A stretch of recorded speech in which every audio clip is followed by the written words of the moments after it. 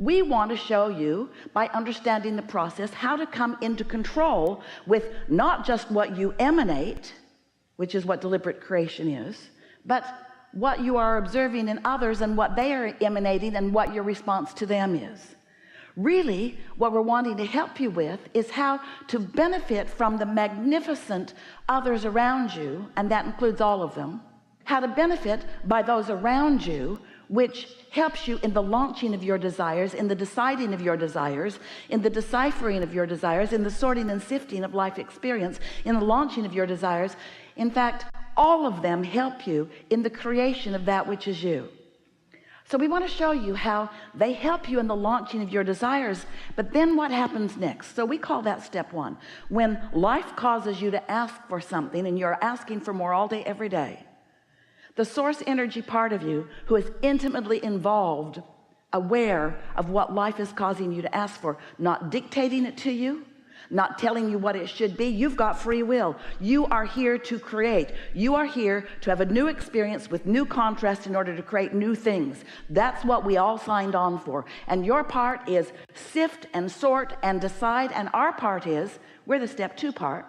Once you launch a rocket, we acknowledge it, we acclimate to it, we become a vibrational match to it, and we become your strongest point of attraction, because we are consciousness that is you also. So when you ask, we become the vibration that allows that asking to be answered. In other words, we hold to that vibrational frequency, and we emanate a signal so much stronger and so much bigger than you can even fathom. You don't even know the benefit that your inner being offers to you in the perpetuation, in the furthering of your desires. When you say, I'd like that, we say, we are on it. And further, unlike you, we're never off of it. We never lose focus with what you have become. We hold steady to the furthest most whatever it is that you have asked for and you have become. You, on the other hand, we love you so much, you deviate all over the place, because you're not seeking mutuality with your desire and with us who has found mutuality with your desire. You're looking around to see what other humans think about it. How do you like me now? How do you like me now? How do you like me now? How do you like me now? How do you like me now? Not that much. Can you change a little more for me? If you'd be different, you'd be perfect. That's what you keep saying to each other. I just need a slightest little adjustment from you. And as soon as you make it, then they need another slight little adjustment. And then you make that, and then they need another slight little adjustment. And before you know it, you don't feel like you have free will, because you've given it away to what somebody who is never going to be pleased. Not really. Not if they're looking for love in that place. If they're looking for their harmony with the changes that you're willing to make for them, good luck. That's never going to work out well. But if life causes you to ask for something, and your inner being holds focus on that, and all the cooperative forces are moving toward the expansion and evolution of that desire, and you are aware of what influence you are under. Are you under the influence of your inner being who's with you in what you desire? Or are you under the influence of old beliefs that you've picked up along your physical trail? Or are you under the influence of what other people think about you, who aren't even that interested, or who don't really understand, or who want you to be a little different so that they will feel a little better? In other words, what influence are you under? Esther has just received back from the printer something that she knows you all want. She loves hers. She thought about making it a bumper sticker, but she doesn't really like things stuck on her car. And she didn't think it was a good idea for you all to run around with a bumper sticker that says, under the influence.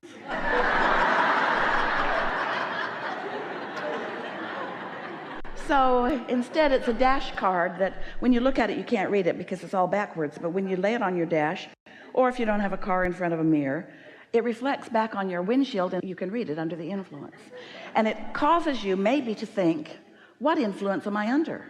Am I under the influence of my inner being who's with me, who was with me when I was born, who's been with me all along, who has received from me everything that I've asked for and has become the evolved vibrational form of everything that I've asked for, and is standing in this vibrational universe emanated signal of everything that I've become, so that I can feel the relationship or the relativity between the vibration of that large part of me and the vibration of this human part of me. And you know how you feel that relativity, you know how you understand that relationship? By the way you feel. If you feel satisfied, you're right in harmony with your inner being. You are one point of attraction and everything is lining up for you. And when the things line up, you receive them, you hear them, you receive the impulse, you move in the direction of them.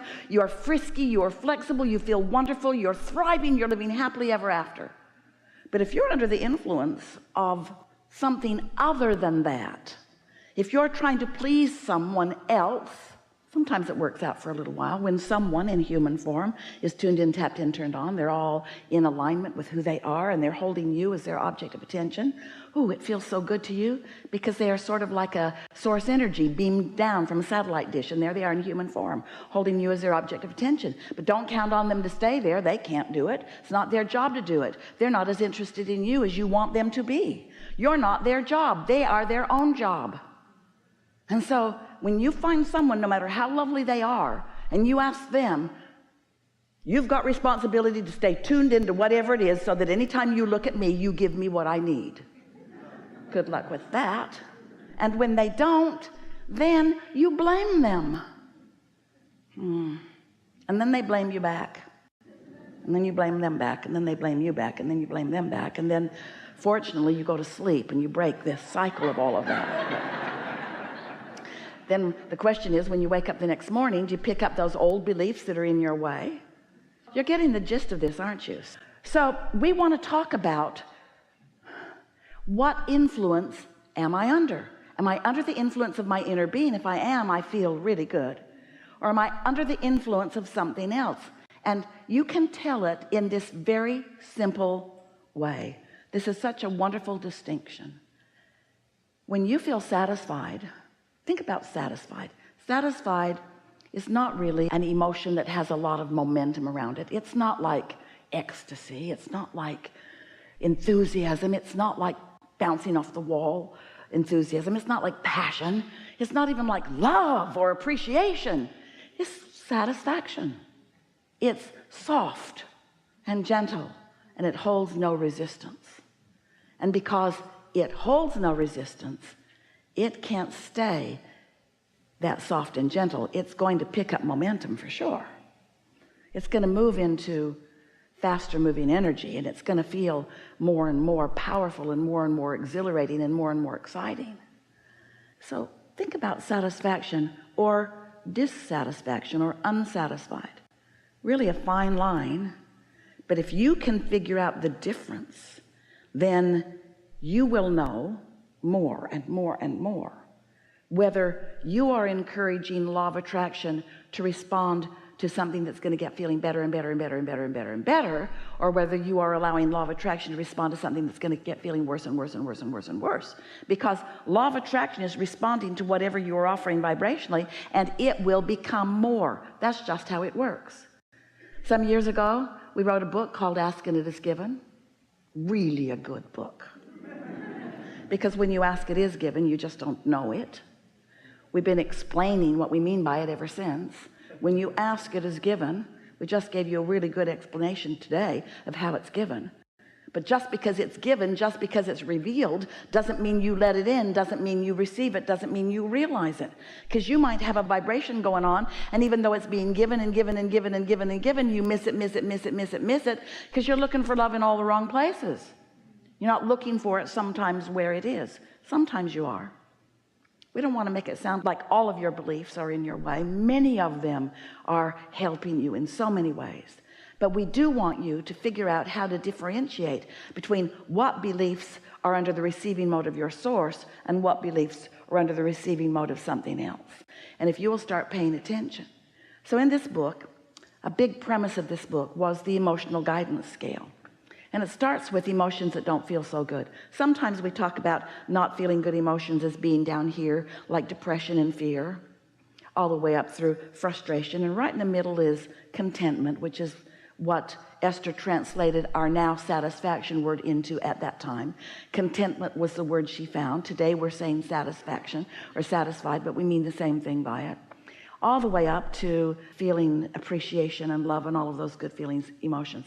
Sometimes we move the scale this way, sometimes we move the scale this way. Doesn't really matter. We just want you to know that there's a scale and that you can feel where you are on it. So if you are aware that right in the center where it's easy, it could go either way. Esther remembers going to San Francisco, seeing those streets. She couldn't believe cars drove on them. She couldn't believe they drove up. She couldn't believe they drove down. And because it got such attention of hers, it was such an impressive experience for her that first time and second time and third time and last time. We gave her an analogy about that. We said, imagine being at the top of that hill. You can see the bay way down there, straight shot right into the bay. Imagine taking your parking brake off, taking your car out of gear, and deciding that you're going to give yourself a little physics lesson just to see what would happen if you just pushed your car forward just a little bit. So you get out behind it and you shove it just a little bit. It's hard, but not that hard. And as you push it, with very little, far less than you'd think, pushing, it starts to gather momentum. But you're really, really smart. And you know what momentum means in terms of physics and gravity and inertia. So you decide you've changed your mind. You don't like how this idea is shaping up. So you catch it early and you just step right out in front of that car and it bumps you a little bit, but it stops because you caught it early in the momentum. But you wouldn't want to be at the bottom of that hill stopping that car. In fact, you might be at the bottom of the hill, but you wouldn't be stopping that car. And so that's what we want you to think about what satisfaction is. It's right there where you can stop it if it's moving into dissatisfaction, or you can promote it into satisfaction. You have control at those early stages that later the laws of the universe won't let you have. The law of gravity, the law of inertia, and the law of attraction. None of those laws will let you have that kind of control once it gets going. Until you sleep, and when you sleep, or meditate, and when you meditate, the momentum stops, and now you can begin to exercise your control again. Helpful? Yes. We're going to be talking a lot about that here today as we're moving forward. We're eager to talk with you about anything that is important to you. Don't worry about us. We will wedge our message in the crack. And it is our expectation that together that you will discover some beliefs that you hold that are in your way, that you didn't know were in your way because you were not evaluating them by whether they feel satisfying or unsatisfying. You were not evaluating them by whether they were helpful to you or hindering to you. You are not evaluating them by whether they let your desires move freely down a path of least resistance, or whether they hinder your creation and put a lot of resistance on your trail. You are only evaluating them by their longevity, by how many other people believe them. You were seeking mutuality with others. Well, this is what my mother said, and it's what my father said, and it's what they always taught me, so it's what I say.